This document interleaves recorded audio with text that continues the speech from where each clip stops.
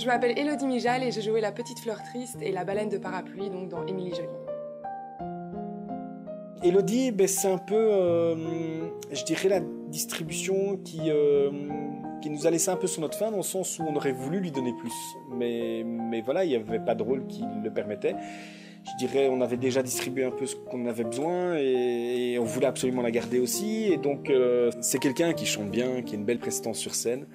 Je trouvais vraiment que c'est quelqu'un à qui on peut confier aussi des choses par la suite sans trop de difficulté.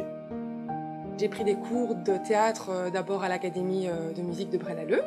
Donc là, j'ai eu plus ou moins 4-5 ans de cours. Ensuite, j'ai eu des cours de théâtre à l'Atelier Royal de Rixensart, où là, c'était une option artistique où j'avais 12 heures de théâtre semaine. Et ensuite, concernant le chant, ça fait 8 ans que je prends des cours de chant classique à l'Académie de Braine-l'Alleud toujours. Et donc, j'adore vraiment ça, mais c'est quand même un autre style qu'Émilie Joly, c'est plus classique, lyrique, mais j'aime bien un peu toucher à tout, quoi. Ça me fait plaisir. Je n'ai jamais chanté et joué la comédie, j'ai toujours fait soit l'un, soit l'autre, donc c'était un petit peu un challenge pour moi. Et d'autant plus que je ne sais pas du tout danser, mais bon, dans mes rôles, ça ne m'a pas trop posé de problème, donc ça allait, quoi. J'avais déjà fait de la scène avant, mais j'ai toujours eu du stress en entrant sur scène, ça n'est jamais parti, mais c'était vraiment du stress positif, donc autant j'étais stressée avant de rentrer sur scène, autant quand je chantais, j'étais trop bien, et c'était un bonheur de pouvoir partager ça avec le public, donc stressée, mais du bon stress, quoi. Satisfait? Mais tu es ridicule et tu ne le sais même pas. Coq, tu resteras coq. C'est horrible. C'est affreux. C'est épouvantable. Et maintenant, toi? Pour le casting, j'avais préparé La petite fleur triste, L'autruche et La sorcière, mais étant donné que j'avais peu de disponibilité, j'ai été contente d'avoir de petits rôles plutôt qu'un grand. Je pars du principe que dans ce style d'activité, il n'y a pas vraiment de compétition et j'étais contente que ce soit Marine, entre autres, qui est l'autruche, il n'y avait pas de souci par rapport à ça. J'ai les ongles longs comme l'hiver. J'ai écouté la musique plusieurs fois pour me la mettre en tête, je l'ai répétée avec la bande-son et puis sans la bande-son, et puis quand j'ai jugé que j'étais prête, j'ai arrêté de répéter.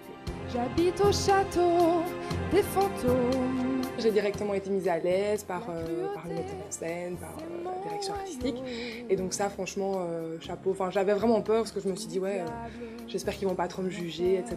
Et ça a été vraiment, ils ont vraiment bien mis à l'aise, et beaucoup d'humour, et c'est ça qu'il faut. Sorcière. Ce qui a été difficile pour moi, sincèrement, c'était le fait de ne pas pouvoir bouger quand je chantais, parce que, sincèrement, je suis une pile électrique, et rester statique, je n'arrive pas. Donc ça, sinon, difficile de ne pas pouvoir manger sur scène quand on doit répéter, parce que moi, je n'arrête pas de manger tout le temps, et c'est vrai que parfois je mettais des miettes un peu partout, et pour nettoyer ça a dû être difficile, donc difficile de ne pas pouvoir manger quand on le voulait. Difficile de ne pas pouvoir parler pendant le spectacle, parce qu'encore une fois, je suis une grosse bablute. On a même décoré. Mais pourquoi? Parce que c'était moche, tout triste. C'est pas fini, je vais apporter plus de biscuits. Ouais. Donc on va mettre là. Ouais. Lors de la première répétition à Tubize, Marine et moi, on est arrivés en retard parce qu'on a sauvé la vie d'un homme, et oui. C'était un jeune homme qui était sur le pont en fait avant de rentrer dans Tubize, et il voulait clairement sauter dans l'eau, et donc on s'est arrêté, on lui a parlé pendant une demi-heure, 3/4 d'heure, étant donné qu'il ne voulait rien entendre, on a appelé les secours qui sont arrivés. Ils ont pris le relais, et donc du coup on a pu arriver à la répétition, et là il n'y a personne qui nous a cru quand on a raconté notre petite histoire, et puis je sais pas si on était les héroïnes du jour, mais en tout cas je l'espère, mais bon voilà. Mis à part le fait que j'ai découvert que le papa d'Olivia était le papa d'Olivia le dernier jour du spectacle, je pense que non, je n'ai pas d'autres anecdotes à rajouter.